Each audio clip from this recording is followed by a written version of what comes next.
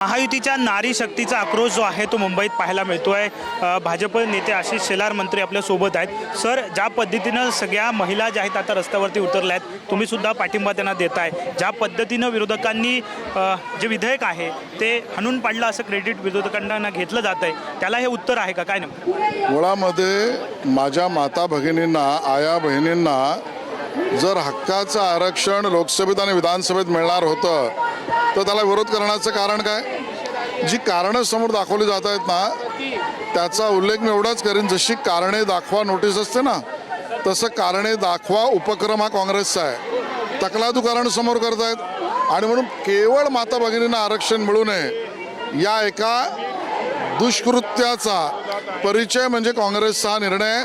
त्या विरोधात जनक्षोभ आहे, तो जनक्षोभ या मोर्चातून दिसतोय। उद्धव ठाकरे म्हणतात की आत्तापासूनच जो महिला आरक्षण आहे ते लागू झालं पाहिजे, किंवा पश्चिम बंगालमध्ये जी स्थिती आहे, एकटी वाघीण जी आहे ते पश्चिम बंगालमध्ये लढते, अशा सगळ्या प्रतिक्रिया उद्धव ठाकरेंनी आज दिलेल्या पाहायला मिळाल्या। मग ममताजी लढतायत, त्यांना विरोध कोण करतंय? आम्ही नाही विरोध केला, महिला लढल्याच पाहिजेत। मुद्दा असा आहे की उद्धवजी, तुम्ही या विधेयकाला विरोध का केलात याचं अगोदर उत्तर द्या। मल्लिकार्जुन खरगे जे आहेत त्यांनी मोदींवरती टीका केली आहे, दहशतवादी असा उल्लेख केला। मला वाटतं काही लोकांची राजकीय बुद्धी भ्रमिष्ट झालेली आहे। अशा राजकीय बुद्धी भ्रमिष्ट झालेल्यांचे वक्तव्य आहे, त्याला फार महत्त्व देण्याचं कारण नाही। धन्यवाद। साहजिकच आहे, या ठिकाणी आपण जर पाहिलं तर प्रवीण दरेकर भाऊ सोबत आपल्यासोबत आहेत। भाऊ, ज्या पद्धतीने ही सगळी नारी शक्ती जी आहे ती या ठिकाणी लढताना पाहायला मिळते, रस्त्यावरती उतरले, काय नाही? नारी शक्तीचा अपमान काँग्रेस आणि विरोधी पक्षांनी केलेला आहे।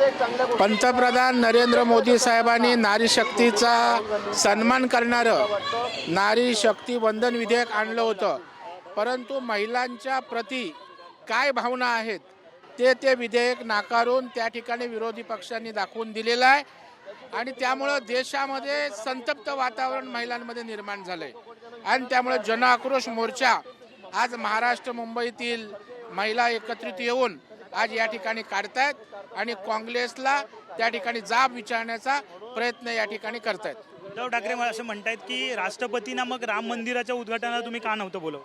नाही, मला वाटतं उद्धव ठाकरे बेसलेस बोलतात। हल्ली ते भ्रमिष्ट त्यांच्यासह सगळे विरोधी पक्ष आणि नेते झालेले आहेत आणि त्याच्यामुळे इरिलिव्हंट, असंबंध अशा प्रकारच्या गोष्टी आजकाल ते खूप बोलायला लागले। साहजिकच आहे, अतुल शहा सर आपल्यासोबत मंत्री आहेत। ज्या पद्धतीनं संपूर्ण नारी शक्ती जी आहे ती रस्त्यावरती उतरली आहे, विरोधकांचा निषेध जो आहे तो आज केला जातोय। काँग्रेसने 23 मध्ये हे बिल मंजूर काय असं काय करतं, बिलला त्यावेळेस मंजूर झालं होतं आणि आज ते विरोध करतात। त्यामुळे आमच्या सगळ्या माता भगिनींचा आज हा आक्रोश काँग्रेसच्या विरोधात, काँग्रेस ते नेहमी महिलांच्या विरोधात असते, म्हणून हा आज आजचा आक्रोश मोर्चा आहे आणि मला नक्कीच खात्री आहे की हा मोर्चा बघून काँग्रेस जे झोपलेली आहे किंवा काँग्रेस जे विरोध करते तो नक्कीच त्याला त्यांचा होकारात्मक मिळेल। ज्या पद्धतीनं विरोधकांचं म्हणणं आहे की कुठेतरी डाव होता भाजपचा वेगळा, तो आम्ही हाणून, असा कुठलाही डाव नव्हता। मान्य मोदीजींची, आम्ही तर म्हटलं ना, उद्या डिलिमिटेशन काय होईल ह्याच्यामुळे काय फरक पडणार आहे, केलं पाहिजे ना। आमच्या भगिनींना जी संधी मिळायला पाहिजे होती ती संधी काँग्रेसवाल्यांनी आज त्याला विरोध करून आज त्यांनी आमच्या माता भगिनींची संधी घालवलेली आहे।